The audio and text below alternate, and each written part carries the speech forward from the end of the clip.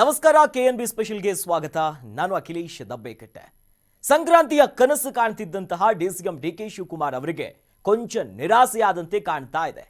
Congress high command Assam ವಿಧಾನಸಭಾ ಚುನಾವಣೆಗೆ ವೀಕ್ಷಕರನ್ನಾಗಿ ಡಿಕೆಶಿ ಅವರನ್ನ ನೇಮಿಸಿದ್ದು ರಾಜ್ಯ ಕಾಂಗ್ರೆಸ್ ಸರ್ಕಾರದ ಅಧಿಕಾರ ಹಂಚಿಕೆಯ ವಿಚಾರಕ್ಕೆ ಪರೋಕ್ಷವಾಗಿ ಒಂದು ಅಂತಿಮ ಚುಕ್ಕಿಯನ್ನ ಇಟ್ಟೇ ಬಿಡ್ತಾ ಅನ್ನುವಂಥ ಚರ್ಚೆ ಕೂಡ ಇದು ಎಬ್ಬಿಸ್ಬಿಟ್ಟಿದೆ. ಈ ಎಲ್ಲದರ ಬಗ್ಗೆ ಹೇಳ್ತೀವಿ. ಇದೇ ಈ ಹೊತ್ತಿನ ವಿಶೇಷ. ಅಸ್ಸಾಂ ಟ್ರಬಲ್ಗೆ ಶೂಟರ್.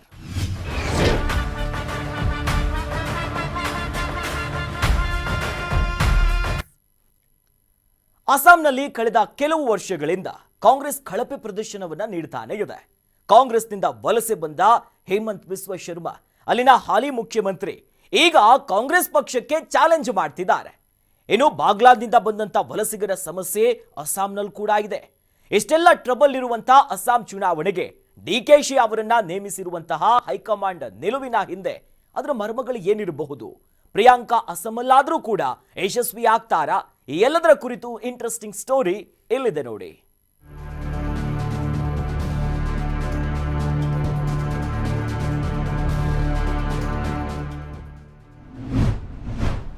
ಟ್ರಬಲ್ ಶೂಟರ್ಗೆ ಅಸ್ಸಾಂ ಚುನಾವಣಾ ಜವಾಬ್ದಾರಿ.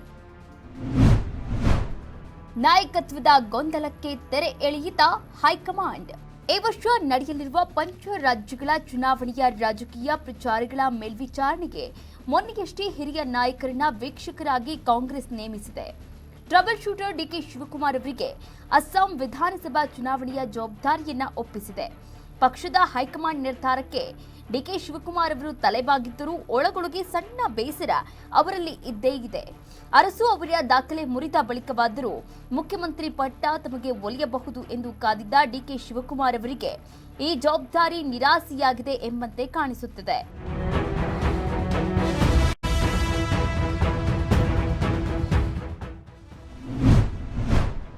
ಅಸ್ಸಾಂ ಚುನಾವಣೆ ಮುಗಿಯುವವರೆಗೆ ಡಿಕೆಶಿ ಚಿತ್ತ ಅಸ್ಸಾಂನತ್ತ. ಪ್ರಿಯಾಂಕಾ ಜೊತೆ ಅಸ್ಸಾಂ ಚುನಾವಣೆಗಾಗಿ ಕೆಲಸ ಮಾಡಲಿರುವ ಡಿಕೆ ಏಪ್ರಿಲ್ ಅಥವಾ ಮೇ ತಿಂಗಳಲ್ಲಿ ಅಸ್ಸಾಂ ಚುನಾವಣೆ ನಡೆಯಲಿಕ್ಕಿದೆ. ಹೀಗಾಗಿ ಮುಂದಿನ 3-4 ತಿಂಗಳುಗಳ ಕಾಲ ಅಸ್ಸಾಂನತ್ತ ಡಿಕೆಶಿ ಚಿತ್ತ ಹರಿಸಬೇಕಿದೆ.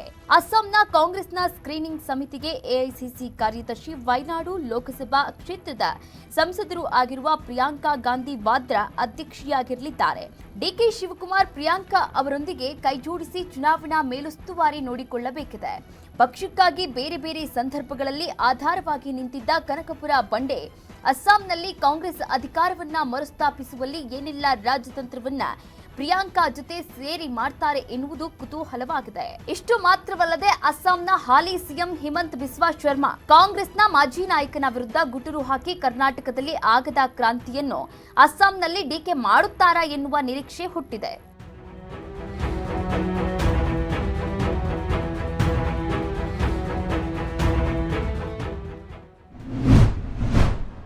ನಾಯಕತ್ವ ಹಸ್ತಾಂತರ ಇಲ್ಲವೆಂದು ಬಿಡ್ತಾ ಹೈಕಮಾಂಡ್. ಡಿಕೆಶಿಯನ್ನು ಚುನಾವಣಾ ತಂತ್ರಜ್ಞರಾಗಿ ಬೆಳೆಸುತ್ತಾ ಕಾಂಗ್ರೆಸ್. ಹೌದು, ಸಂಕ್ರಾಂತಿಯಾದ ಬಳಿಕ ರಾಜ್ಯ ಕಾಂಗ್ರೆಸ್ನಲ್ಲಿ ಬದಲಾವಣೆಯಾಗುತ್ತದೆ ಎಂದು ಕಾದು ಕುಳಿತವರಿಗೆ ಸಂಪೂರ್ಣ ನಿರಾಸೆಯಾಗಿದೆ. ಕಣಕಣದಲ್ಲೂ ಕಾಂಗ್ರೆಸ್ ಪಕ್ಷ ಹಾಗೂ ಕಾಂಗ್ರೆಸ್ ಪಕ್ಷದ ನಿಲುವು ಒಲವನ್ನ ತುಂಬಿಕೊಂಡಿರುವ ಡಿಕೆ ಶಿವಕುಮಾರ್ ಅವರು ಹೈಕಮಾಂಡ್ ತೀರ್ಮಾನಕ್ಕೆ ಒಪ್ಪಿ ಮುಂದಡಿ ಇಟ್ಟಿದ್ದಾರೆ. ಡಿಕೆಶಿ ಅವರ ಕನಸಿನ ಮುಖ್ಯಮಂತ್ರಿ ಹುದ್ದೆಯ ಹಸ್ತಾಂತರ ಪರ್ವವನ್ನ ಮುಂದೂಡಿ ಅಸ್ಸಾಂ ಚುನಾವಣೆಯ ವಿಶೇಷ ವೀಕ್ಷಕರನ್ನಾಗಿ ನೇಮಿಸುವುದರ ಮೂಲಕ ಅಧಿಕಾರ ಹಸ್ತಾಂತರ ಇಲ್ಲವೆಂದು ಕಾಂಗ್ರೆಸ್ ಹೈಕಮಾಂಡ್ ಪರೋಕ್ಷವಾಗಿಯೇ ಹೇಳಿದಂತಿದೆ. ಡಿಕೆ ಶಿವಕುಮಾರ್ ಅವರ ಶಕ್ತಿ ಸಾಮರ್ಥ್ಯವನ್ನ ಕರ್ನಾಟಕದಲ್ಲಿ ಮಾತ್ರವಲ್ಲದೆ ಈ ಹಿಂದೆ ಬಳಸಿಕೊಂಡಂತೆ ದೇಶದ ಎಲ್ಲೆಡೆ ಸಮರ್ಥವಾಗಿ ಬಳಸಿಕೊಳ್ಳಲು ಮುಂದಾಗಿದ್ದು ಸಂಪೂರ್ಣವಾಗಿ ಡಿಕೆಶಿ ಅವರನ್ನ ಚುನಾವಣಾ ತಂತ್ರಜ್ಞರಾಗಿ ರೂಪಿಸುತ್ತಾ ಬೆಳೆಸಿ ಪೋಷಿಸುತ್ತಾ ಎನ್ನುವ ಕುತೂಹಲ ಸೃಷ್ಟಿಯಾಗಿದೆ. ತಮ್ಮ ವೈಯಕ್ತಿಕ ರಾಜಕೀಯ ಬೆಳವಣಿಗೆಗಾಗಿ ಒಂದು ರಾಜಕೀಯ ಸಲಹಾ ಸಂಸ್ಥೆಯನ್ನ ಇರಿಸಿಕೊಂಡ ಡಿಕೆಶಿ 2023ರ ವಿಧಾನಸಭಾ ಚುನಾವಣೆಯಲ್ಲಿ ಹೊಸ ಅಲೆಯನ್ನೇ ಎಬ್ಬಿಸಿದ್ರು. ಯುವ ಕಾಂಗ್ರೆಸ್, ಗ್ರಾಮೀಣ ಕಾಂಗ್ರೆಸ್ ವೃದ್ಧಿಸುವಲ್ಲಿ ಡಿಕೆಶಿ ಯಶಸ್ವಿಯಾಗಿದ್ದರು. ಅಸ್ಸಾಂನಲ್ಲಿಯೂ ಅದೇ ರಾಜಕೀಯ ತಂತ್ರಗಾರಿಕೆ ಹೆಣೆಯುತ್ತಾರಾ ಎನ್ನುವುದನ್ನ ಕಾದು ನೋಡಬೇಕಿದೆ. Shriraj Vakwadi, special bureau head, Karnataka news beat, Bengaluru.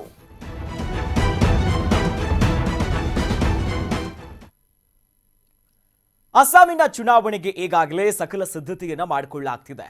ಅಸ್ಸಾಂನಲ್ಲಿ ಹಾಲಿ ಸರ್ಕಾರದ ಬಗ್ಗೆ ಅಸಮಾಧಾನಗಳು ಕೂಡ ಹೆಚ್ಚಾಗ್ತಿದೆ. ಅಸ್ಸಾಮಿನಲ್ಲಿ ಹಾಲಿ ಸರ್ಕಾರದ ಬಗ್ಗೆ ಅಸಮಾಧಾನಗಳು ಏಳ್ತಾನೆ ಇದೆ. ಆಡಳಿತ ವಿರೋಧ ಅಲೆ ಅದನ್ನ ತಪ್ಪಿಸೋದಕ್ಕೆ ಬಿಜೆಪಿ ಕಸರತ್ತು ಮಾಡ್ತಿದೆ. ಆಡಳಿತದಿಂದ ಕೆಳಗಿಳಿಸುವುದಕ್ಕೆ ಕಾಂಗ್ರೆಸ್ ಕೂಡ ಹರಸಾಹಸವನ್ನ ನಡೆಸುತ್ತಿದೆ. ಅಸ್ಸಾಂ ಮಂದಿಗೆ ಕಾಂಗ್ರೆಸ್ ಗ್ಯಾರಂಟಿ ಏನಿದೆ ಸದ್ಯದ ಕುತೂಹಲ. ರಾಜಕೀಯ ಸಲಹೆಗೆ ಡಿಕೆಶಿ ಅಸ್ಸಾಮಿನ ಜವಾಬ್ದಾರಿಯನ್ನ ಹೊತ್ಕೊಂತಿದ್ದಾರೆ. ಇದು ಸದ್ಯದ ಮಟ್ಟಿಗೆ ಬಹಳ ಕುತೂಹಲಕ್ಕೆ ಕಾರಣ ಆಗಿರುವಂತ ವಿಚಾರ. ಪಂಚ ರಾಜ್ಯಗಳ ವಿಧಾನಸಭಾ ಚುನಾವಣೆಗಳು ದೇಶದಲ್ಲಿದೆ. ಪ್ರಮುಖವಾಗಿ ಈಗ ಅಸ್ಸಾಮಿನ ಚುನಾವಣೆ ಮುನ್ನೆಲೆಗೆ ಬಂದಿದೆ. ಸುಮಾರು ಮಾರ್ಚ್ ಮತ್ತು ಏಪ್ರಿಲಿನ ಆಸುಪಾಸ್ನಲ್ಲಿ ಅಸ್ಸಾಮಿನಲ್ಲಿ ಚುನಾವಣೆ ನಡೆಯುತ್ತೆ. ಪ್ರಮುಖವಾಗಿ ನೋಡಿ, ಅಸ್ಸಾಮಿನ ಚುನಾವಣೆ ಈ ಬಾರಿ ಇಷ್ಟೊಂದು ಚರ್ಚೆಗೆ ಕಾರಣವಾಗ್ತಿರೋ ಕಾರಣ ಯಾಕೆ ಕೇಳಿದ್ರೆ ಅದುವೇ ಡಿಸಿಎಂ ಡಿಕೆ ಶಿವಕುಮಾರ್ ಅವರನ್ನ ಕರ್ನಾಟಕದ ಕೆಪಿಸಿಸಿಯ ಅಧ್ಯಕ್ಷರು ಹೌದು. ಆದರೆ ಕಾಂಗ್ರೆಸ್ಸಿನ ಹೈಕಮಾಂಡ್ ನಾಯಕರು ಮಾತ್ರ ಅಸ್ಸಾಮಿನ ಚುನಾವಣೆಯ ಅಬ್ಸರ್ವರ್ ಆಗಿ, ವೀಕ್ಷಕರನ್ನಾಗಿ ಅವರನ್ನ ಆಯ್ಕೆ ಮಾಡಿದ್ದಾರೆ. ಆ ಮೂಲಕವಾಗಿ ಅಸ್ಸಾಮಿನ ಚುನಾವಣೆಯಲ್ಲಿ ಡಿಸಿಎಂ ಡಿಕೆ ಶಿವಕುಮಾರ್ ಅವರ ಕಾರ್ಯವೈಖರಿಯ ಬಗ್ಗೆ ಹಲವು ವಿಚಾರಗಳಿದೆ. ಒಂದು, ಅಸ್ಸಾಂನಲ್ಲಿರುವಂತ ಈಗ ಬಿಜೆಪಿಯ ಸರ್ಕಾರಗಳಿಗೇನಿದೆಯಲ್ಲ, ಸುದೀರ್ಘ ಅವಧಿಗೆ ಯಾವಾಗ ಆಡಳಿತವನ್ನ ನಡೆಸ್ತಾರೆ, ಎರಡೆರಡು ಟರ್ಮ್ ಬಂದಿರುವಂತ ಕಾರಣಕ್ಕೋಸ್ಕರ ಆಡಳಿತ ವಿರೋಧಿ ಅಲೆ ಇದೆ. ಅನೇಕ ಸಮಸ್ಯೆಗಳನ್ನ ಮುಂದಿಟ್ಕೊಂಡು ಸಾಮಾನ್ಯವಾಗಿಯೇ ಜನ ಬದಲಾವಣೆಯನ್ನ ಬಯಸ್ತಿದ್ದಾರೆ. ಆದರೆ ಒಂದು ಕಡೆ ಕಾಂಗ್ರೆಸ್ ಕೂಡ ಅನೇಕ ಪ್ರಯತ್ನವನ್ನ ಮಾಡ್ತಿದೆ. ಆಡಳಿತದಿಂದ ಕೆಳಗಿಳಿಸಿ ಅಸ್ಸಾಮಿನ ಕುರ್ಚಿಯನ್ನ ನಾವು ಏರಬೇಕು ಅಂತ. ಆದರೆ ಈ ರಾಜಕೀಯ ತಂತ್ರಗಾರಿಕೆಗೆ ಈಗ ಡಿಸಿಎಂ ಡಿಕೆ ಶಿವಕುಮಾರ್ ಅವರು ಕರ್ನಾಟಕದಿಂದ ಅಸ್ಸಾಮತ್ತ ಮುಖ ಮಾಡ್ತಿರೋದು ಹೈಕಮಾಂಡ್ ನಾಯಕರ ಸೂಚನೆಯ ಹಿಂದಿನ ತಂತ್ರಗಾರಿಕೆ ಏನಿರಬಹುದು? ಒಂದು ಬಹಳ ಸ್ಪಷ್ಟವಾಗಿದೆ. ಈ ಹಿಂದೆ ತೆಲಂಗಾಣ ಇರಬಹುದು, ದೆಹಲಿ ಇರಬಹುದು, ಅನೇಕ ಚುನಾವಣೆಗಳಲ್ಲೂ ಕೂಡ ಅಬ್ಸರ್ವರ್ ಆಗಿದ್ರು. ಸ್ಟಾರ್ ಪ್ರಚಾರಕರಾಗಿಯೂ ಕೂಡ ಡಿಕೆ ಶಿವಕುಮಾರ್ ಅವರು ಅಖಾಡಕ್ಕಿಳಿದಿದ್ರು, ಪ್ರಚಾರ ಮಾಡಿದ್ರು. ಒಂದು ಸಂಘಟನೆ ಮಾಡೋದಕ್ಕೆ ಯಾವ್ಯಾವ ಕೆಲಸಗಳು ಬೇಕು ಅದರಲ್ಲಿ ಸಂಯನಿಸಿಕೊಂಡಂತಹ, ಸಮರ್ಥನೆಯನ್ನ ಮಾಡಿಕೊಂಡ, ಸಮರ್ಥರು ಅಂತ ಹೇಳ್ಕೊಳ್ಳುವಂತ ನಾಯಕ. ಆದರೆ ರಾಜಕೀಯ ಸಲಹೆಗೆ ಡಿಕೆ ಶಿವಕುಮಾರ್ ಈಗ ಅಸ್ಸಾಮತ್ತ ಮುಖ ಮಾಡ್ತಿರೋದು ಹಲವು ಪ್ರಶ್ನೆಗಳ ಜೊತೆಯಲ್ಲೇ ರಾಜ್ಯದಲ್ಲಿ ಏನು ಸಿಎಂ ಕುರ್ಚಿಯ ಬದಲಾವಣೆಗಳ ವಿಚಾರ ಇತ್ತು, ಸಿಎಂ ಬದಲಾಗ್ತಾರೆ, ದೇವರಾಜ ಅರಸು ಅವರ ದಾಖಲೆಯನ್ನ ಮುರಿದ ನಂತರದಲ್ಲಿ ಸಿದ್ದರಾಮಯ್ಯನವರು ಆ ಸ್ಥಾನದಿಂದ ಕೆಳಗಿಳಿತಾರೆ ಅನ್ನೋ ಒಂದು ವಿಮರ್ಶೆಗಳಿತ್ತು. ಆದರೆ ಈಗ ಒಂದು ಮಾತ್ರ ಬಹಳ ಸ್ಪಷ್ಟ ಆಗ್ತಿದೆ. ಈಗ ಡಿಕೆ ಶಿವಕುಮಾರ್ ಅವರ ಸಂಪೂರ್ಣವಾದಂತಹ ಚಿತ್ತ, ಸಂಪೂರ್ಣವಾದಂತಹ ನಡೆ ಇರೋದು ರಾಜ್ಯದಲ್ಲ, ಅಸ್ಸಾಂನತ್ತ ಮುಖ ಮಾಡಬೇಕಾದಂತಹ ಸನ್ನಿವೇಶ ಇದೆ. ಹಾಗಾಗಿ ಆ ತಂತ್ರಗಾರಿಕೆಗಳು ಹೇಗಾಗುತ್ತೆ, ಯಾವ ರೀತಿಯಾಗಿ ಮತ್ತೆ ಸೈ ಅನ್ನಿಸ್ಕೊಳ್ತಾರೆ, ಇದು ಕುತೂಹಲಕ್ಕೆ ಕಾರಣ ಆಗಿರುವಂಥ ವಿಚಾರ. ಹಾಗಾಗಿನೇ ಅಸ್ಸಾಮಿನ ಚುನಾವಣಾ ವೀಕ್ಷಣೆಗೆ ಮುಂದಾಗ್ತಿದ್ದಾರೆ.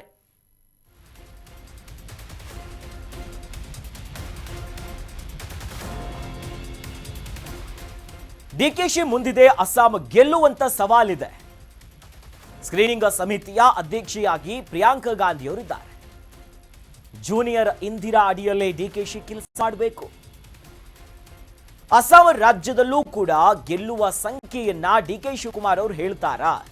ಚುನಾವಣೆಯಲ್ಲಿ ಕಾಂಗ್ರೆಸ್ ಪಕ್ಷವನ್ನ ಗೆಲ್ಲಿಸುವಂತ ಸವಾಲಿದೆ ನೋಡಿ. ಕಳೆದ ಬಿಹಾರ ಎಲೆಕ್ಷನ್ ಅಲ್ಲಿ ಸಾಕಷ್ಟು ನಿರೀಕ್ಷೆ ಇತ್ತು. ಆದರೆ ಅಡಿಮೇಲೆ ಹೇಗಾಯ್ತು, ಕಾಂಗ್ರೆಸ್ ಒಂದೆರಡು ಸ್ಥಾನವನ್ನ ಉಳಿಸ್ಕೊಳ್ಳೋದ್ರಲ್ಲೂ ಕೂಡ ಎಷ್ಟು ಪ್ರಯತ್ನವನ್ನ ಪಟ್ಟಿತ್ತು ಅನ್ನೋದು ಗೊತ್ತಿತ್ತು. ಬಟ್ ಡಿಕೆ ಶಿವಕುಮಾರ್ ಅವರಿಗೆ ಈಗಾಗಲೇ ಒಂದು ಮಹತ್ವದ ಸವಾಲು ಕೊಟ್ಟಾಗಿದೆ. ಕಾಂಗ್ರೆಸ್ಸಿನ ಹೈಕಮಾಂಡ್ ಕೊಟ್ಟಿದ್ದಾರೆ ನೋಡಿ, ಎಲೆಕ್ಷನ್ನಿನ ಸಂಪೂರ್ಣ ವೀಕ್ಷಣೆಯ ಜವಾಬ್ದಾರಿ ನಿಮ್ಮ ಮೇಲಿಗಿದೆ. ಎಲೆಕ್ಷನ್ ಅಬ್ಸರ್ವರ್ ಆಗಿ ಪಕ್ಷವನ್ನ ಕಟ್ಟೋ ಕೆಲಸ ಇರಬಹುದು, ಚುನಾವಣೆಯ ತಂತ್ರಗಾರಿಕೆಯನ್ನ ಮಾಡಿಕೊಳ್ಬೇಕು, ಸವಾಲುಗಳನ್ನ ನಿಭಾಯಿಸಬೇಕು. ಇವೆಲ್ಲವನ್ನ ಮೀರಿ ಅಸ್ಸಾಂನಲ್ಲಿ ಕಾಂಗ್ರೆಸ್ ಬಾವುಟವನ್ನ ಮತ್ತೆ ಮೇಲೆ ಹಾರಿಸೋದ್ರಲ್ಲಿ ನಿಮ್ಮ ಪಾತ್ರ ಬೇಕು ಅನ್ನೋದಾಗ ಒಂದು ಜವಾಬ್ದಾರಿ ಕೊಟ್ಟಿದ್ದಾರೆ. ಬಟ್ ಇಲ್ಲಿ ಎರಡು ವಿಚಾರ ಗಮನಿಸಬೇಕು. ಒಂದು, ರಾಜ್ಯದಲ್ಲಿ ಆಗ್ತಿರುವಂತಹ ಸಿಎಂ ಕುರ್ಚಿಯ ಕಿತ್ತಾಟದ ನಡುವೆ ಅಸ್ಸಾಂನತ್ತ ಸಂದೇಶಗಳು ಬಂದಿದೆ, ಅವರಿಗೆ ಅತ್ತ ಮುಖ ಮಾಡ್ತಿದ್ದಾರೆ. ಮತ್ತೊಂದು ಕಡೆಯಲ್ಲಿ ಈ ಚುನಾವಣೆಯ ಜವಾಬ್ದಾರಿಯನ್ನ ಅಲ್ಲಿ ಅಸ್ಸಾಂನಲ್ಲಿ ಸ್ಕ್ರೀನಿಂಗ್ ಸಮಿತಿಯ ಅಧ್ಯಕ್ಷೆಯಾಗಿ ಪ್ರಿಯಾಂಕಾ ಗಾಂಧಿ ಅವರಿದ್ದಾರೆ. ಅಂದ್ರೆ ಯಾವ್ಯಾವ ಅಭ್ಯರ್ಥಿಗಳನ್ನ ಆಯ್ಕೆ ಮಾಡಿಕೊಳ್ಳಬೇಕು, ಯಾರನ್ನ ಫೈನಲ್ ಮಾಡ್ಕೋಬೇಕು ಎನ್ನುವಂತ ಜವಾಬ್ದಾರಿಗಳು ಆ ಕಮಿಟಿಯ ನೇತೃತ್ವವನ್ನು ಅದರ ಅಧ್ಯಕ್ಷೆಯಾಗಿ ಪ್ರಿಯಾಂಕಾ ಗಾಂಧಿ ಅವರಿದ್ದಾರೆ. ಜೂನಿಯರ್ ಇಂದಿರಾ ಗಾಂಧಿ ಅವರ ಅಡಿಯಲ್ಲಿ ಕೆಲಸ ಮಾಡಬೇಕು. ಸೋನಿಯಾ ಅವರ ಕಾರ್ಯವೈಖರಿ ಅಥವಾ ಅವ್ರ ಜೊತೆ ಬಹಳ ಆಪ್ತದಲ್ಲಿ ಗುರುತಿಸ್ಕೊಳ್ತಾರೆ. ಒಂದೊಳ್ಳೆ ಅವರ ಮೆಚ್ಚುಗೆಗೆ ಪಾತ್ರರಾಗಿದ್ದಾರೆ ಡಿಸಿಎಂ ಡಿಕೆ ಶಿವಕುಮಾರ್ ಅವರು. ಆದರೆ ಈಗ ಜೂನಿಯರ್ ಇಂದಿರಾ ಪ್ರಿಯಾಂಕಾ ಗಾಂಧಿಯವರ ಸಮ್ಮುಖದಲ್ಲಿ ಅವರ ನೇತೃತ್ವದಲ್ಲಿ ಕೆಲಸ ಮಾಡಬೇಕು. ಯಾಕಂದ್ರೆ DCM DK ಶಿವಕುಮಾರ್ ಈ ಹಿಂದೆ 2023ರಲ್ಲಿ ಸಂಘಟನೆಯ ಕೆಲಸ ಮಾಡಿದ್ರು, ಪಕ್ಷ ಕಟ್ಟುವ ಕೆಲಸ ಮಾಡಿದ್ರು, ಬೂತ್ ಮಟ್ಟದಲ್ಲಿ ಕಾರ್ಯಕರ್ತರನ್ನ ಒಗ್ಗೂಡಿಸಿ ಹೇಗೆ ಕೆಲಸ ಮಾಡಬೇಕು, ತಮ್ಮದೇ ಆದಂಥ ಒಂದಿಷ್ಟು ಪೊಲಿಟಿಕಲ್ ಏಜೆನ್ಸೀಸ್ಗಳು ಅಂತ ಹೇಳ್ತಾರೆ, ಆ ಮೂಲಕವಾಗಿ ಒಂದು ನಂಬರ್ಗಳನ್ನೇ ಹೇಳಿದ್ರು. ನೋಡಿ 136 ಮೇಲೆ ದಾಟ್ ಬರ್ತೀವಿ, ನಮ್ಮದೇ ಸರ್ಕಾರ, ನಾವೇ ಬರ್ತೀವಿ ಅಂತ ಬಹಿರಂಗವಾಗಿನೇ ನಂಬರ್ ಹೇಳಿದ್ರು. ಅವ್ರು ನುಡಿದಂತೆ ನಡೆದು ಹೋಗ್ಬಿಟ್ಟಿದೆ. 2023 ವಿಧಾನಸಭಾ ಚುನಾವಣೆಯಲ್ಲಿ ರಾಜ್ಯದಲ್ಲಿ ಕಾಂಗ್ರೆಸ್ ಕಮಾಲೆ ಮಾಡಿತು. ಅದರ ಹಿಂದೆ DK ಶಿವಕುಮಾರ್ ಅವರ ತಂತ್ರಗಾರಿಕೆ ಬಹಳ ಸ್ಪಷ್ಟವಾಗಿ ಗೊತ್ತಾಗ್ತಿತ್ತು. ಬಟ್ ಈಗ ಅಸ್ಸಾಂ ಅನ್ನುವಂಥ ರಾಜ್ಯದಲ್ಲೂ ಕೂಡ ಗೆಲ್ಲುವಂಥ ಸವಾಲಿದೆ. ಯಾಕೆ 126 ಕ್ಷೇತ್ರ ಇರುವಂಥ ವಿಧಾನಸಭಾ ಕ್ಷೇತ್ರ ಅದು. ಆ ಪೈಕಿ ಅಧಿಕಾರದ ಗದ್ದುಗೆಯನ್ನ ಇರಬೇಕು ಅಂತಂದ್ರೆ 64 ಮ್ಯಾಜಿಕ್ ನಂಬರ್ ಆಗಿರುತ್ತೆ. ಅಸ್ಸಾಂನಲ್ಲಿ ಇಷ್ಟು ಸ್ಥಾನವನ್ನ ಗೆಲ್ಲಬಲ್ಲೆ ಅಂತ ಈ ಬಾರಿ ಹೇಳುವಂಥ ಚಾನ್ಸಸ್ಗಳಿದೆಯಾ? ಅಷ್ಟೊಂದು ಕಾರ್ಯವೈಖರಿಯಲ್ಲಿ ಮಾಡ್ತಾರೆ? ಇದು ಸದ್ಯದ ಮಟ್ಟಿಗೆ ಯಕ್ಷ ಪ್ರಶ್ನೆಯಾಗಿರುವುದು. DK ಶಿವಕುಮಾರ್ ಅವರು ಆ ರೀತಿಯಾದಂತಹ ಕಾರ್ಯಕ್ಷಮತೆಯನ್ನ ಇಲ್ಲಿ ಮೆರಿತಾರ? ಅಷ್ಟಕ್ಕೂ ಈಸಿ ಇದೆಯಾ? ಇಂಥದ್ದೊಂದು ಕೆಲಸದಲ್ಲಿ DK ಶಿವಕುಮಾರ್ ಅವರೆಲ್ಲಾದರೂ ಕಾಂಗ್ರೆಸ್ ಅನ್ನ ಅಸ್ಸಾಂ ನೆಲದಲ್ಲಿ ಮತ್ತೆ ಅಧಿಕಾರ ತರುವಂತ ಕೆಲಸ ಆಯಿತು ಅಂತಂದ್ರೆ ಒಂದು ಮೇಜರ್ ಬಿಗ್ ಚೇಂಜಿಂಗ್ ಮೂವ್ಮೆಂಟ್, ಅದು ಹೊಸ ಬದಲಾವಣೆಗಳು ನಾಂದಿ ಆದಂಗಾಗುತ್ತೆ.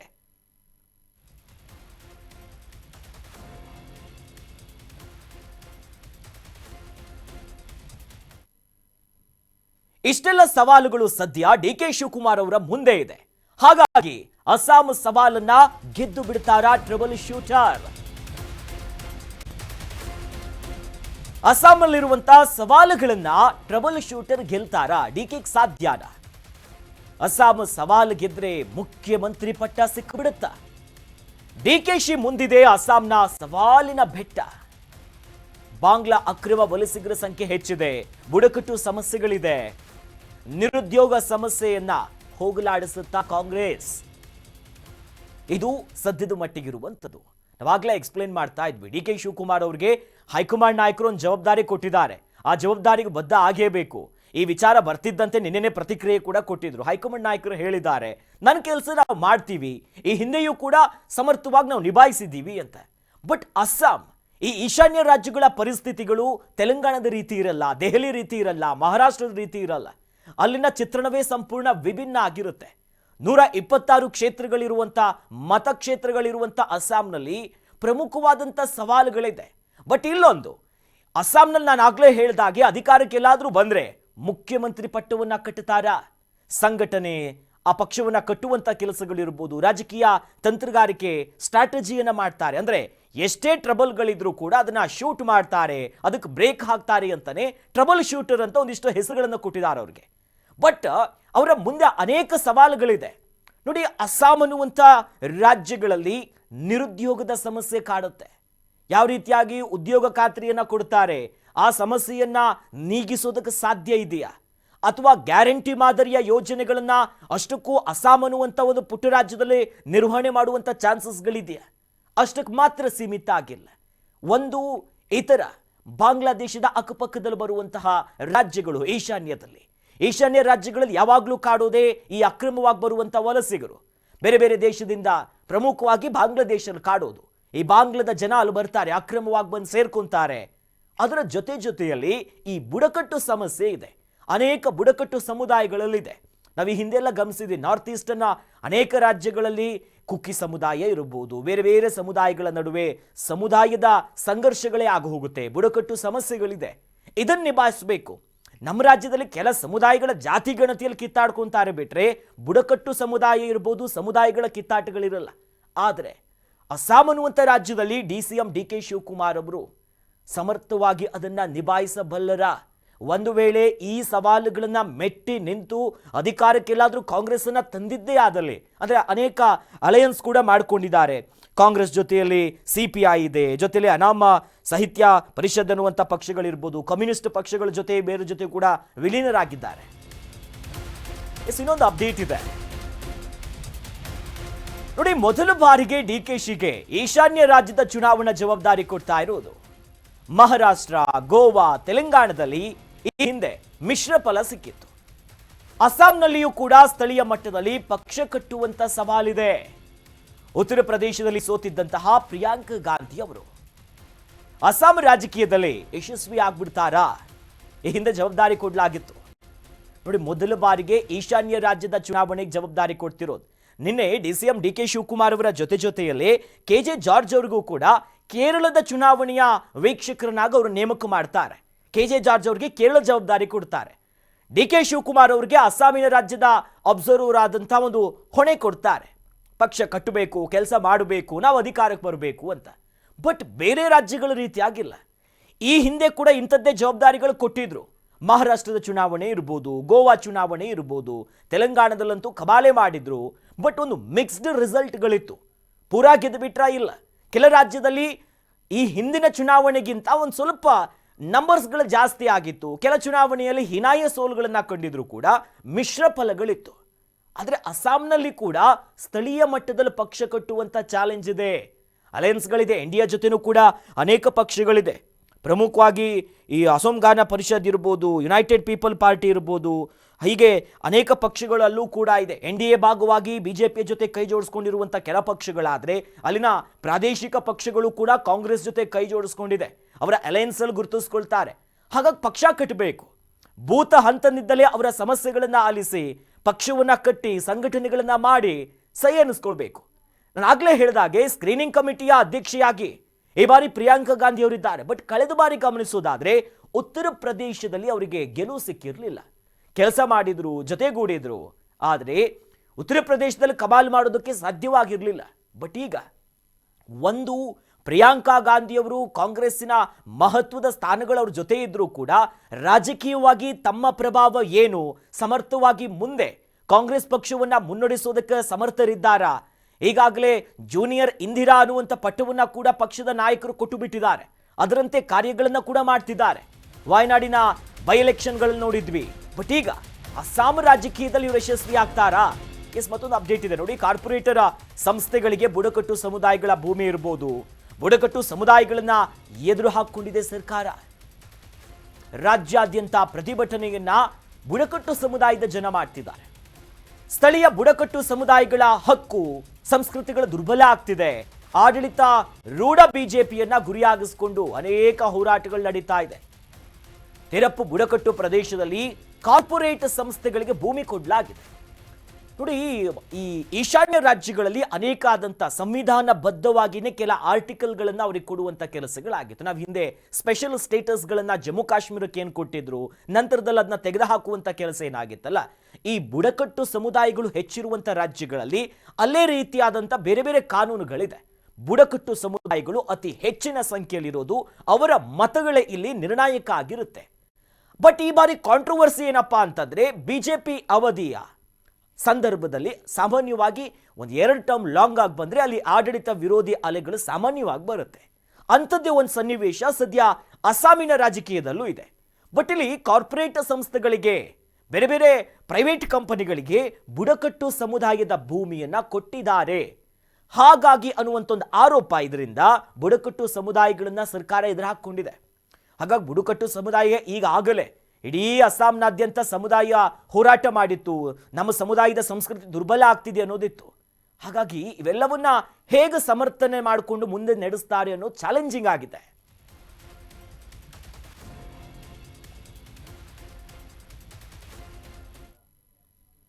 ಸದ್ಯ ಬುಡಕಟ್ಟು ಸಮುದಾಯಗಳನ್ನ ಗೆಲ್ಲುವಂತ ಚಾಲೆಂಜ್ ಕಾಂಗ್ರೆಸ್ಸಿಗಿದೆ. ಎಲ್ಲಾದರೂ ಸಮುದಾಯಗಳನ್ನ ಮನವೊಲಿಸೋದ್ರಲ್ಲಿ ಯಶಸ್ವಿ ಆಗ್ತಾರಾ? ಬುಡಕಟ್ಟು ಸಮುದಾಯಗಳನ್ನ ಗೆಲ್ಲುತ್ತಾ ಕಾಂಗ್ರೆಸ್ ಅವರು ವಿಶ್ವಾಸ ಪಡ್ಕೋಬೇಕು. ದುಬ್ರಿ, ಗೋವಲಪುರ, ಬರಪೇಟ, ಮೋರಿಗಾನ್, ಇನ್ನು ನಗೋವಾನ್, ಕರೀಂಗಂಜ್, ಹೈಲಕಂಡಿ ಅನೇಕ ಬುಡಕಟ್ಟು ಸಮುದಾಯಗಳಿದೆ. ಬುಡಕಟ್ಟು ಹಕ್ಕುಗಳಿರ್ಬೋದು, ಸಂಸ್ಕೃತಿ ಉಳಿಸುವಂತ ಚಾಲೆಂಜ್ ಇದೆ. ಪಕ್ಕದ ಮಣಿಪುರದಲ್ಲಿ ಕುಕಿ, ಮೈತೈ ಸಮುದಾಯಗಳ ಸಂಘರ್ಷಗಳಾಗಿತ್ತು ಕಳೆದ ಬಾರಿ. ಬುಡಕಟ್ಟು ಸಮುದಾಯವೇ ಈಗ ಕಾಂಗ್ರೆಸ್ಸಿಗೆ ಸವಾಲಾಗಿಬಿಟ್ಟಿದೆ.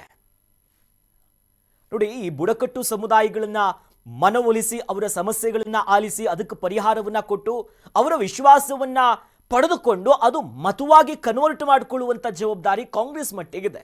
ಇದನ್ನು ನಿಭಾಯಿಸೋದಲ್ಲಿ ಪ್ರಿಯಾಂಕಾ ಗಾಂಧಿ ಅವರು ಇರ್ಬೋದು, DK ಶಿವಕುಮಾರ್ ಅವರು ಇರ್ಬೋದು, ಅಲ್ಲಿನ ಪ್ರಾದೇಶಿಕದ ಹಿರಿಯ ನಾಯಕರಿಗೆ ಯಶಸ್ವಿ ಆಗುತ್ತಾ ಇಲ್ವಾ? ಇಂಥ ಹಲವು ಪ್ರಶ್ನೆಗಳಿದೆ. ಈ ಬಗ್ಗೆ ಹೆಚ್ಚಿನ ಡೀಟೇಲ್ಸ್ ಪಡ್ಕೊಳ್ಳೋಣ. ನಮ್ಮ special bureau head Shiraz Vakwadi ದೂರವಾಣಿ ಸಂಪರ್ಕದಲ್ಲಿ ನಮ್ಮ ಜೊತೆ ಜಾಯ್ನ್ ಆಗ್ತಿದ್ದಾರೆ. ಶಿರಾಜ್, ಒಂದು ಪಂಚ ರಾಜ್ಯಗಳ ಚುನಾವಣೆಗಳಿದೆ, ಬಟ್ ಅದರಲ್ಲೂ ಕೂಡ ಅಸ್ಸಾಮಿನ ಜವಾಬ್ದಾರಿಯನ್ನು ವೀಕ್ಷಕರಾಗಿ ಡಿ ಕೆ ಶಿವಕುಮಾರ್ ಅವರು ಕೊಟ್ಟಿದ್ದಾರೆ. ನಿಜಕ್ಕೂ ಡಿ ಕೆ ಶಿವಕುಮಾರ್ ಅವರಿಗೆ ಈಗಾಗಲೇ ಅನೇಕ ರಾಜ್ಯಗಳ ನಿರ್ವಹಣೆ ಮಾಡಿದ್ರು ಚುನಾವಣೆ ಸಂದರ್ಭದಲ್ಲಿ, ಬಟ್ ಅಸ್ಸಾಂ ಎಷ್ಟರ ಮಟ್ಟಿಗೆ ಚಾಲೆಂಜಿಂಗ್ ಆಗಿದೆ? ಅಸ್ಸಾಂ ರಾಜ್ಯವನ್ನ ಗೆಲ್ಲೋದು ಕಾಂಗ್ರೆಸ್ ಮತ್ತು ಡಿ ಕೆ ಶಿವಕುಮಾರ್ ಅವರಿಗೆ ವೈಯಕ್ತಿಕವಾಗಿ ಎಷ್ಟರ ಮಟ್ಟಿಗೆ ಇಂಪಾರ್ಟೆಂಟ್ ಅಂತ? ಖಂಡಿತವಾಗಿ ಇಂಪಾರ್ಟೆಂಟ್ ಆಗುತ್ತೆ. ಡಿಕೆಶಿ ಅವರಿಗೆ ಅಸ್ಸಾಂ ಚುನಾವಣೆಯ ಜವಾಬ್ದಾರಿಯನ್ನ ಕೊಟ್ಟಿರೋದು. ಒಂದು ಹಂತಕ್ಕೆ ನಾವಿಲ್ಲಿ ಗಮನಿಸಬೇಕು, ಪಂಚರಾಜ್ಯ ಚುನಾವಣೆಯನ್ನ ಅತ್ಯಂತ ಗಂಭೀರವಾಗಿ ಕಾಂಗ್ರೆಸ್ ಈಗ ಮಾಡ್ಕೊಂಡಿದೆ. ಡಿಕೆಶಿ ಅವರನ್ನ ಅಲ್ಲಿ ವೀಕ್ಷಕರಾಗಿ ನೇಮಿಸಿದೆ. ಸ್ಕ್ರೀನಿಂಗ್ ಕಮಿಟಿ ಅಧ್ಯಕ್ಷ ಸ್ಥಾನವನ್ನ ಪ್ರಿಯಾಂಕಾ ಗಾಂಧಿ ಅವರಿಗೆ ಕೊಟ್ಟಿದೆ. ಕಳೆದ ವಿಧಾನಸಭಾ ಚುನಾವಣೆಯಲ್ಲಿ ಉತ್ತರ ಪ್ರದೇಶಕ್ಕೆ ಪ್ರಿಯಾಂಕಾ ಗಾಂಧಿ ಅವರನ್ನ ಅಲ್ಲಿ ಜವಾಬ್ದಾರಿಯನ್ನ ಕೊಟ್ಟು ಮಹಿಳಾ ಕಾಂಗ್ರೆಸ್ ಅನ್ನ ಒಲಿಸಿಕೊಳ್ಬೇಕು, ಅದನ್ನ ವೃದ್ಧಿಸಿಕೊಳ್ಬೇಕು ಅನ್ನುವಂತಹ ಬಹಳ ದೊಡ್ಡ ಹೊಣೆಗಾರಿಕೆ ಪ್ರಿಯಾಂಕಾ ಗಾಂಧಿ ಅವರಿಗಿತ್ತು. ಬಟ್ ಅಲ್ಲಿ ಪ್ರಿಯಾಂಕಾ ಗಾಂಧಿ ಬಹಳ ವಿಫಲ ಆಗ್ತಾರೆ, ಅಲ್ಲಿ ಯಶಸ್ವಿ ಆಗುವುದರಲ್ಲಿ ಸೋಲ್ತಾರೆ. ಉತ್ತರ ಪ್ರದೇಶದಲ್ಲಿ ಮತ್ತೆ ಆದಿತ್ಯನಾಥ್ ಯೋಗಿ ಅವರ ಸರ್ಕಾರ ಬರುತ್ತೆ. ಸೊ ಈಗ ಅಸ್ಸಾಂಗೆ ಎಂಟ್ರಿ ಕೊಟ್ಟಿದ್ದಾರೆ ಪ್ರಿಯಾಂಕಾ ಗಾಂಧಿ. ಅವರ ಅಡಿಯಲ್ಲಿ, ಅವರ ನಿರ್ದೇಶನದಲ್ಲಿ ಡಿ ಕೆ ಶಿವಕುಮಾರ್ ಅವರು ವೀಕ್ಷಕರಾಗಿ ಕೆಲಸ ಮಾಡಬೇಕಾಗಿರುವಂತಹ ಅನಿವಾರ್ಯತೆ ಇದೆ. ಸೊ ಗಮನಿಸಬೇಕು, ಬಿಜೆಪಿ ಕೂಡ ವಿಧಾನಸಭಾ ಚುನಾವಣೆಗೆ ಸಂಬಂಧಪಟ್ಟ ಹಾಗೆ ಅಸ್ಸಾಂನಲ್ಲಿ ಅನೇಕ ಕಸರತ್ತುಗಳನ್ನ ಮಾಡ್ತಾ ಇರೋದು. ಹಿಮಂತ ಬಿಸ್ವಾ ಶರ್ಮಾ ನೇತೃತ್ವದಲ್ಲಿ ಬಿಜೆಪಿ ಸರ್ಕಾರ ಮಹಿಳೆಯರ ಸ್ವಯಂ ಉದ್ಯೋಗ ಯೋಜನೆಯನ್ನು ಕೂಡ ಮತ್ತಷ್ಟು ವಿಸ್ತರಿಸುವುದಕ್ಕೆ ಈಗಾಗಲೇ ಪ್ರಾರಂಭಿಸಿರೋದನ್ನ ನಾವು ಗಮನಿಸಬೇಕಾಗುತ್ತೆ. ರಾಜ್ಯದ 35 ಜಿಲ್ಲೆಗಳಲ್ಲಿನ ಎಲ್ಲಾ ಮಹಿಳಾ ಸ್ವಸಹಾಯ ಗುಂಪುಗಳ ₹1,000 ಈಗಾಗಲೇ ಕೊಟ್ಟಿರುವಂತಹದ್ದನ್ನ ನಾವಿಲ್ಲಿ ಗಮನಿಸಬೇಕು. ಬಿಹಾರದಲ್ಲಿ ಯಾವ ರೀತಿಯಾಗಿ ಬಿಜೆಪಿ ಸ್ಟ್ರಾಟಜಿಯನ್ನ ಮಾಡಿತ್ತು, ಅದೇ ರೀತಿಯಾಗಿ ಸ್ಟ್ರಾಟಜಿಯನ್ನ ಅಸ್ಸಾಂನಲ್ಲೂ ಕೂಡ ಮಾಡ್ತಾ ಇರುವುದನ್ನ ನಾವು ಗಮನಿಸಬೇಕಾಗುತ್ತೆ. ಸೊ ಒಂದು ಅಧಿಕೃತವಾಗಿ ಮತವನ್ನ ಖರೀದಿಸುವಂತ ಪ್ರಯತ್ನಕ್ಕೆ ಬಿಜೆಪಿ ಈಗಾಗಲೇ ಪಾದಾರ್ಪಣೆಯನ್ನ ಮಾಡಿರುವುದು, ಆ ರೀತಿಯ ಒಂದು ಕಸರತ್ತಿಗೆ ಮುಂದಾಗಿರುವುದನ್ನ ಗಮನಿಸಬೇಕು. ಅಂತಹ ಎಲ್ಲಾ ಒಂದು ರಾಜತಂತ್ರದ ನಡುವೆ ಈಗ ಕಾಂಗ್ರೆಸ್ ಅಲ್ಲಿ ಪ್ರಿಯಾಂಕಾ ಗಾಂಧಿ ಅವರನ್ನ ಕಳಿಸುತ್ತೆ, ಜೊತೆಗೆ ಡಿಕೆಶಿ ಮತ್ತು ಉಳಿದ ಒಂದು 2-3 ಜನರನ್ನ ಕೂಡ ಸ್ಕ್ರೀನಿಂಗ್ ಕಮಿಟಿಯಲ್ಲಿ ಮತ್ತು ಹಾಗಾಗಿ ಕಾಂಗ್ರೆಸ್ ಅಲ್ಲಿ ಕಳೆದ ಕೆಲವು ವರ್ಷಗಳಿಂದ ಕಳಪೆ ಪ್ರದರ್ಶನವನ್ನ ಮಾಡ್ತಾ ಇರುವುದನ್ನು ಕೂಡ ಗಮನಿಸಬೇಕಾಗುತ್ತೆ. ಹಿಮಂತ್ ಬಿಸ್ವಾ ಶರ್ಮಾ ಮೂಲತಃ ಕಾಂಗ್ರೆಸ್ನವರು. ಕಾಂಗ್ರೆಸ್ ಇಂದ 2015ರ ಸಂದರ್ಭದಲ್ಲಿ ಬಿಜೆಪಿಗೆ ಹೋಗ್ತಾರೆ. ಈಗ ಹಾಲಿ ಮುಖ್ಯಮಂತ್ರಿ ಬಿಜೆಪಿಯಿಂದ ಅನ್ನೋದನ್ನ ನಾವು ಗಮನಿಸಬೇಕು. ಹಿಮಂತ್ ಬಿಸ್ವಾ ಶರ್ಮಾ ಕಾಂಗ್ರೆಸ್ ಇಂದ ಹೊರಗೆ ಬಂದಂತಹ ಸಂದರ್ಭದಲ್ಲಿ ನೇರವಾಗಿ ರಾಹುಲ್ ಗಾಂಧಿ ಅವರಿಗೆ ಟೀಕಿಸ್ತಾರೆ. ರಾಹುಲ್ ಗಾಂಧಿ ಒಬ್ಬ ದೇಶ ಕಂಡಂತಹ ಒಬ್ಬ ಜೋಕರ್ ಪಾಲಿಟಿಷಿಯನ್ ಅನ್ನೋದಾಗಿ ಟೀಕೆಯನ್ನ ಮಾಡ್ತಾರೆ. ಸೊ ಅಂತಹ ಒಬ್ಬ ವ್ಯಕ್ತಿಯನ್ನ ಎದುರು ಹಾಕಿಕೊಳ್ಳುವಂತಹ ಹೊಣೆಗಾರಿಕೆ ಪ್ರಿಯಾಂಕಾ ಗಾಂಧಿಗಿದೆ ಮತ್ತು ಡಿಕೆಶಿ ಅವ್ರಿಗೂ ಕೂಡ ಇದೆ ಅನ್ನೋದನ್ನ ಗಮನಿಸಬೇಕಾಗುತ್ತೆ. ಬುಡಕಟ್ಟು ಸಮುದಾಯದ ಹೋರಾಟ ಕೂಡ ಬಹಳ ದೊಡ್ಡ ಮಟ್ಟದಲ್ಲಿ ಆಗ್ತಾ ಇದೆ. ಬುಡಕಟ್ಟು ಸಮುದಾಯದವರಿಗೆ ಅವರ ಭೂಮಿಯ ಸ್ವಾಧೀನ ಹಕ್ಕನ್ನ ಈಗ ಕಾರ್ಪೊರೇಟ್ ಸಂಸ್ಥೆಗಳಿಗೆ ಕೊಟ್ಟಿರುವುದರ ವಿರುದ್ಧವಾಗಿ ಕಳೆದ ಆಗಸ್ಟ್ ನಲ್ಲಿ ಬಹಳ ದೊಡ್ಡ ಮಟ್ಟದಲ್ಲಿ ಹೋರಾಟ ಆಗಿತ್ತು. ಸರ್ಕಾರದ ವಿರುದ್ಧವಾಗಿ ಆಡಳಿತ ವಿರೋಧ ಅಲೆ ಎದ್ದಿತ್ತು. ಅದನ್ನೆಲ್ಲವನ್ನು ಕೂಡ ಎನ್ಕರೇಜ್ ಮಾಡಿಕೊಳ್ಳುವಂತಹ ಪ್ರಯತ್ನದಲ್ಲಿ ಕಾಂಗ್ರೆಸ್ ಇದೆ ಅಂತ ಕಾಣಿಸುತ್ತೆ. ಅಖಿಲೇಶ್, ಥ್ಯಾಂಕ್ ಯು ಶ್ರೀರಾಜ್ ತಮ್ಮೆಲ್ಲ ಮಾಹಿತಿಗೆ.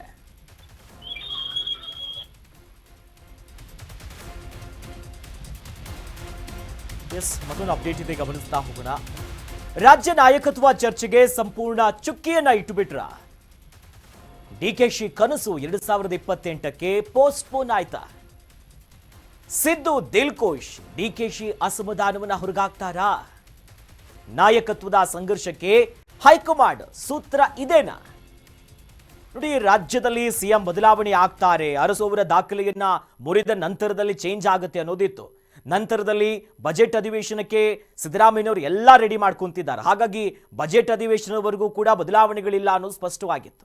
ನಂತರದಲ್ಲಿ ಈಗ ಹೈಕಮಾಂಡ್ ನಾಯಕರು ಸೈಲೆಂಟ್ ಆಗಿದ್ರು, ಕಾಂಗ್ರೆಸ್ ಹೈಕಮಾಂಡ್ ಸುಮ್ಮನೆ ಇದ್ರು ಅನ್ನೋ ಚರ್ಚೆ ಇತ್ತು. ಬಟ್ ಹಂಗಿಲ್ಲ. ಈಗ ಬಹಳ ಸೂಕ್ಷ್ಮ ಗಮನಿಸೋದಾದ್ರೆ ಈ ನಾಯಕತ್ವ ಬದಲಾವಣೆ ಅಥವಾ ಸಿಎಂ ಚೇಂಜ್ ಆಗೇ ಆಗುತ್ತೆ. 2.5 ವರ್ಷದ ಒಪ್ಪಂದ ಅನ್ನೋದು 2.5 ವರ್ಷ ದಾಟಿ ಮುಂದೆ ಹೋಯ್ತು. ಹಾಗಾಗಿ ಈಗ ಅಸ್ಸಾಂನತ್ತ ಡಿ ಕೆ ಶಿವಕುಮಾರ್ ಅವರಿಗೊಂದು ಜವಾಬ್ದಾರಿಯನ್ನ ಕೊಟ್ಟು ಅವರನ್ನ ಅತ್ತ ಕಳಿಸುವುದರ ಮೂಲಕವಾಗಿ ಸಿಎಂ ಆಗಬೇಕು, ಮುಂದಿನ ಹೆಜ್ಜೆಯನ್ನ ಇಡಬೇಕು, ಬದಲಾಗತ್ತೆ, ಕ್ರಾಂತಿ ಆಗತ್ತೆ ಅನ್ನೋದಕ್ಕೆ ಕಂಪ್ಲೀಟ್ ಒಂದು ಪೂರ್ಣ ವಿರಾಮವನ್ನ ಇಟ್ಟಂತಾಗ್ಬಿಟ್ಟಿದೆ. ಆದರೆ ಡಿಸಿಎಂ ಡಿ ಕೆ ಶಿವಕುಮಾರ್ ಅವರು ಬಹಿರಂಗವಾಗಿ ಎಲ್ಲೂ ಕೂಡ ಅಸಮಾಧಾನವನ್ನ ಹೊರಗಾಗ್ತಿಲ್ಲ. ಆದರೆ ಸೈಲೆಂಟ್ ಆಗಿನೇ ತಂತ್ರಗಾರಿಕೆ ನಡೆಸ್ತಿದ್ದಾರೆ. ನಾಯಕತ್ವದ ಸಂಘರ್ಷಕ್ಕೆ ಈಗ ಹೈಕಮಾಂಡೇ ಒಂದು ಮಾಸ್ಟರ್ ಸ್ಟ್ರೋಕ್ ಅನ್ನ ಕೊಟ್ಟಿದೆ ಅಂತಂದ್ರೆ ಸದ್ಯದ ಮಟ್ಟಿಗೆ ಕಾಂಗ್ರೆಸ್ನಲ್ಲಿ ಅದೇನು ತಪ್ಪಿಲ್ಲ. ಹಾಗಾಗಿ ಒಂದು ಬಜೆಟ್ ಅಧಿವೇಶನ ಇರೋ ಕಾರಣಕ್ಕೋಸ್ಕರ ಸಿದ್ದರಾಮಯ್ಯನವರೇ ಮುಂದುವರಿತಾರೆ ಅನ್ನೋದು ಕ್ಲಿಯರ್ ಆಯಿತು. ಡಿ.ಕೆ. ಶಿವಕುಮಾರ್ ಅವರು ಇಲ್ಲಿದ್ದೇನಾದ್ರೂ ತಂತ್ರಗಾರಿಕೆ ಮಾಡ್ತಾರೆ, ಹೈಕಮಾಂಡ್ ನಾಯಕರ ಮನವೊಲಿಸ್ತಾರೆ, ಅದಕ್ಕೆ ಸಂಬಂಧಪಟ್ಟಂತೆ ಕಸರತ್ತುಗಳಾಗುತ್ತಾ ಅನ್ನೋದಾದ್ರೆ ಖಂಡಿತ ಇಲ್ಲ. ಯಾಕಂದ್ರೆ ಮಾರ್ಚ್ ಮತ್ತು ಏಪ್ರಿಲಿನ ಆಸುಪಾಸದಲ್ಲಿ ಚುನಾವಣೆ ಬರುತ್ತೆ. ಅಸ್ಸಾಮನ್ನ ಗೆಲ್ಲಲೇಬೇಕು. ಬಿಜೆಪಿಯ ದೀರ್ಘ ಅವಧಿಯ ಆಡಳಿತ ಏನಿದೆಯಲ್ಲ ಆ ಬದುಕನ್ನು ಬ್ರೇಕ್ ಹಾಕಬೇಕು. ಪ್ರಿಯಾಂಕಾ ಗಾಂಧಿ ಅವ್ರಿಗೂ ಕೂಡ ಉತ್ತರ ಪ್ರದೇಶದ ಚುನಾವಣೆಯಲ್ಲಿ ಏನ್ ತಪ್ಪಾಗಿತ್ತೋ ಅದನ್ನ ಮರುಕಳಿಸಬಾರದು. ಅಸ್ಸಾಂನಲ್ಲಿ ಗೆದ್ದು ಒಂದು ಪಕ್ಷ ಅಧಿಕಾರಕ್ಕೆ ತರುವುದ ಜವಾಬ್ದಾರಿಗಳ ಜೊತೆಯಲ್ಲಿ ಸ್ವತಃ ತಮ್ಮ ವೈಯಕ್ತಿಕ ವರ್ಚಸ್ಸನ್ನ ಕೂಡ ಹೆಚ್ಚಿಸಿಕೊಳ್ಳುವ ಜವಾಬ್ದಾರಿ ಇದೆ. ಬೇರೆ ರಾಜ್ಯಗಳಿಗಿಂತ ವಿಭಿನ್ನ ಆಗಿರುವಂಥ ಅಸ್ಸಾಂನಲ್ಲಿ ಬುಡಕಟ್ಟು ಸಮುದಾಯಗಳ ಸಮಸ್ಯೆ, ಅವ್ರಿಗೆ ಬೇಕಾಗಿರುವಂಥ ಅಭಿವೃದ್ಧಿ ಕೆಲಸ, ನಿರುದ್ಯೋಗದ ಸಮಸ್ಯೆಗಳನ್ನ ಹೋಗಲಾಡಿಸಬೇಕು. ಅಕ್ರಮವಾಗಿ ಬರುವಂಥ ವಲಸಿಗರ ಈ ಕಾಟಕ್ಕೆ ಉಪಟಳಗಳಿಗೆ ಬ್ರೇಕ್ ಹಾಕಬೇಕು. ಇಂಥ ಅನೇಕ ಸವಾಲುಗಳಿದೆ. ಪ್ರಮುಖವಾಗಿ ಚುನಾವಣೆಯ ವೀಕ್ಷಕರು, ಎಲೆಕ್ಷನ್ನ ಅಬ್ಸರ್ವರ್ ಆಗಿ ಪ್ರಮುಖವಾದಂತಹ ಹುದ್ದೆಯೊಂದು ಡಿ.ಕೆ. ಶಿವಕುಮಾರ್ ಅವರ ಹೆಗಲಿಗೆ ಬಂದಿದೆ. ಆದರೆ ಇದನ್ನು ಹೇಗೆ ನಿಭಾಯಿಸ್ತಾರೆ, ಗೆಲ್ಲುತ್ತಾರ? ಗೆದ್ದು ಮುಂದಿನ ಚುನಾವಣೆಯಲ್ಲಿ ರಾಜ್ಯದಲ್ಲಿ ಹೈಕಮಾಂಡ್ ನಾಯಕರ ಈ ಮಹತ್ವದ ಅವರ ವಿಶ್ವಾಸ ಇರ್ಬೋದು, ಸಂಘಟನೆಯ ಕಾರ್ಯ ಇರ್ಬೋದು, ಇವೆಲ್ಲದರ ಮೂಲಕವಾಗಿ ಅವ್ರನ್ನ ಬಹುಪರಾಕ್ ಅನಿಸಿಕೊಳ್ಳುವಂಥ ಸನ್ನಿವೇಶಕ್ಕೆ ಹೋಗ್ತಾರಾ? ಅಥವಾ ಅಸ್ಸಾಂನಲ್ಲಿ ಎಲ್ಲಾದರೂ ಮತ್ತೆ ಕಾಂಗ್ರೆಸ್ಸಿನ ಬಾವುಟ ಬಂದಿಲ್ಲ ಅಂತಂದರೆ ಇದು ರಾಷ್ಟ್ರ ಮಟ್ಟದಲ್ಲಿ ಕಾಂಗ್ರೆಸ್ಸಿನ ಏರಿಳಿತ ಒಂದಕ್ಕೆ ಸಾಕ್ಷಿ ಆಗೋದ್ರಷ್ಟೇ ಅಲ್ಲದೆ ಇತ್ತ ವೈಯಕ್ತಿಕವಾಗಿಯೂ ಕೂಡ ಡಿ.ಕೆ. ಶಿವಕುಮಾರ್ ಅವರ ಜೊತೆಯಲ್ಲೇ ಈ ಚುನಾವಣೆಯ ಮಹತ್ವವಾಗಿರುವಂತಹ ಸ್ಕ್ರೀನಿಂಗ್ ಕಮಿಟಿಯ ಅಧ್ಯಕ್ಷೆಯಾಗಿರುವಂತಹ ಪ್ರಿಯಾಂಕಾ ಗಾಂಧಿ ಅವರ ಮುಂದಿನ ರಾಜಕೀಯ ಜೀವನಕ್ಕೂ ಕೂಡ ಇದೊಂದು ಮಹತ್ವದ ಮೈಲಿಗಲ್ಲಿ ಆಗೋದ್ರಲ್ಲಿ ಯಾವುದೇ ಅನುಮಾನ ಇಲ್ಲ.